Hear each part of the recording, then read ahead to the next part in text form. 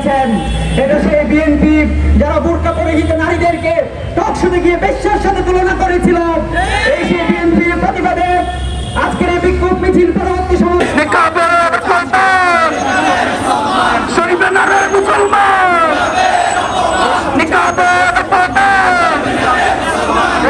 নারীর অধিকার কেড়ে নেওয়ার সত্যকার, হিজাব নারীর অধিকার কেড়ে নেওয়ার সত্যকার, হিজাব নারীর অধিকার, হিজাব নিকাব বিদ্যের রূপে দাও বাংলাদেশ।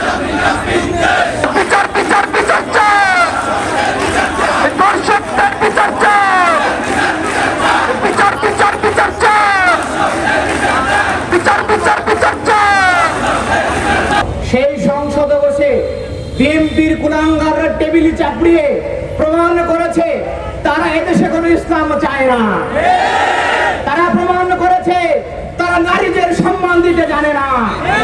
তারা সমষ্টিগতভাবে প্রমাণ করেছে তারা এদেশে কোনো ন্যায় এবং ইনসাফ চায় না। সম্মানিত উপস্থিতি, বাংলাদেশের ইতিহাসে সংসদে একটি ন্যাক্কারজনক এবং কলঙ্কজনক অধ্যায় রচিত হয়েছে, যেখানে মনিরুল হকের মতো একজন কুলাঙ্গার লোক যিনি নেকাব নিয়ে হিজাব নিয়ে কটূক্তি করেছেন, আর সেখানে বিএনপি নারী সংসদরা টেবিল চাপড়িয়ে সমর্থন দিয়েছেন। এমন ইতিহাস পৃথিবীতে কোথাও খুঁজে পাওয়া যায় না। নারীরা নারী বিদ্বেষী হতে পারে, এটা বিএনপি কে না দেখলে আমরা কখনো বুঝতে পারতাম না।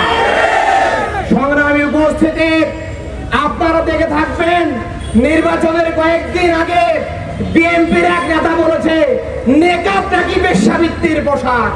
আমরা বলতে চাই আপনার কোন মা বোন নেকাব পরে বেশ্যাবৃত্তি করে তার প্রমাণ দিতে হবে। যদি না পারেন বিএনপি নেতারা রাগাহীন বক্তব্য পরিহার করেন। মেয়েদের জুতার বাড়ি কিন্তু ভালো কিছু নয়। যখন সংসদে দৌড়ানি খাবেন বুঝবেন মেয়েদের ঝাল কত বড়। আর তাদের পিছনে ইসলামী ছাত্র শিবির সর্বশক্তি নিয়োগ দিয়ে সমর্থন করবে ইনশাআল্লাহ। সংগ্রামী ভাইরা, আপনারা দেখে থাকবেন সংসদে শহীদ জাবিরের মা রয়েছে। যে জাবিরের রক্তের উপরে জুড়ে আন্দোলন হয়েছে, সেই জাবিরের মা নিকাব করে সংসদে এসেছে। সেই জাবিরের মাকে আপনারা কটূক্তি করার সাহস থেকে পেলেন। যে মনিরুল হক চৌধুরী তিনি হিজাব নিয়ে বিদ্বেষ মনোভাব পোষণ করেন, তার সুযোগ্য কন্যা ঢাকা বিশ্ববিদ্যালয়ের শিক্ষিকা জোনাল সাইমা ম্যাডাম তিনি নিজে হিজাব পরেন। শুধু তাই নয়, আমরা বলতে চাই আপনারা যারা মুসলমানদের ধর্মীয় পোশাক, মুসলমানদের ধর্মীয় একটি অন্যতম আইকন পোশাক পর্দাকে নিয়ে কটূক্তি করেন, মনে রাখতে হবে এই কটূক্তি করতে গিয়ে পরোক্ষভাবে আপনারা জামাতকে কটূক্তি করতে গিয়ে প্রকৃতপক্ষে আপনারা ইসলামের বিপক্ষে অবস্থান নিয়েছেন। সংগ্রামী উপস্থিতি, আপনারা দেখে থাকবেন শুধুমাত্র তারা ইসলামকে কটাক্ষ করে নাই, নারীকে তারা ছোট করে নাই। আপনারা দেখবেন বর্তমানে বিএনপি ধর্ষকদের একটি নিরাপদ প্ল্যাটফর্মে পরিণত হয়েছে। নির্বাচনের পরে যতগুলো ধর্ষণ হয়েছে তার সিংহভাগ ধর্ষণ করেছে বিএনপি ছাত্রদল যুবদলের নেতা এবং কর্মীরা, এবং এই ধর্ষণের কোনো বিচার কার্য এখন পর্যন্ত হয় নাই।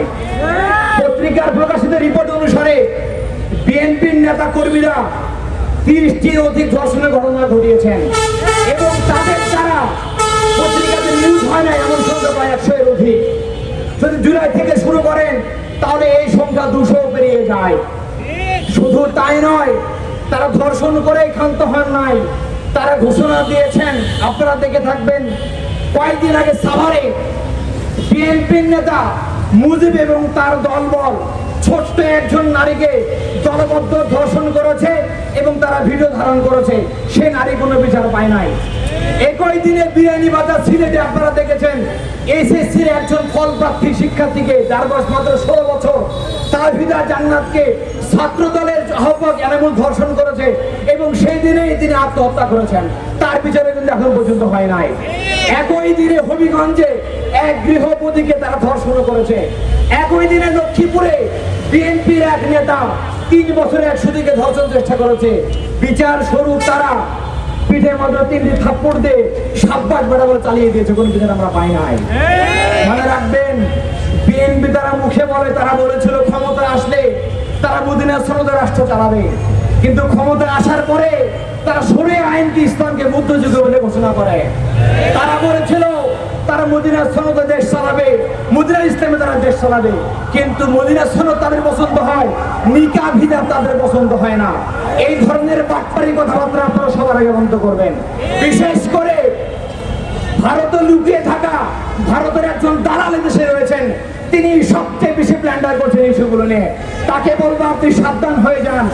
আপনার মতো অযোগ্য মানুষ সংসদে গেল কিভাবে এবং তারেক রহমান তাকে কেমন করে স্বরাষ্ট্র মন্ত্রণালয়ের দায়িত্ব দিলেন আমাদের বুঝে আসে না।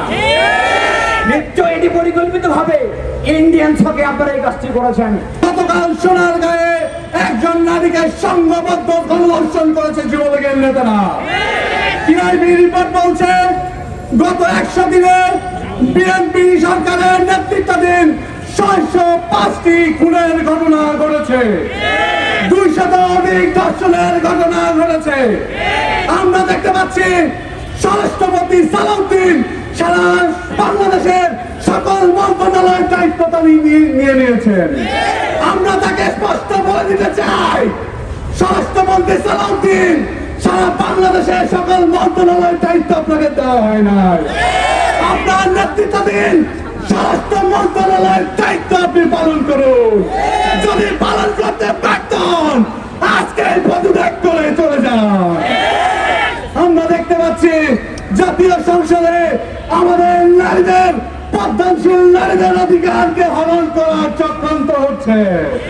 আমরা স্পষ্ট কথায় বলে দিতে চাই, ফ্যাসিস্ট আওয়ামী লীগের মতোই যদি তারা পোশাকের স্বাধীনতা হরণ করতে চান, যদি তারা আমাদের বিশ্ববিদ্যালয়ের ভাইবা থেকে শুরু করে চাকরির ভাইবা থেকে শুরু করে সারা বাংলাদেশের আমাদের মা বোনদের পোশাকের নিরাপত্তা স্বাধীনতায় যদি তারা হস্তক্ষেপ করতে চান, সারা বাংলাদেশের মানুষ যেভাবে ফ্যাসিস্টদেরকে দেশ ছাড়া করেছে আপনাদেরকেও দেশ ছাড়া করতে বাধ্য করবে।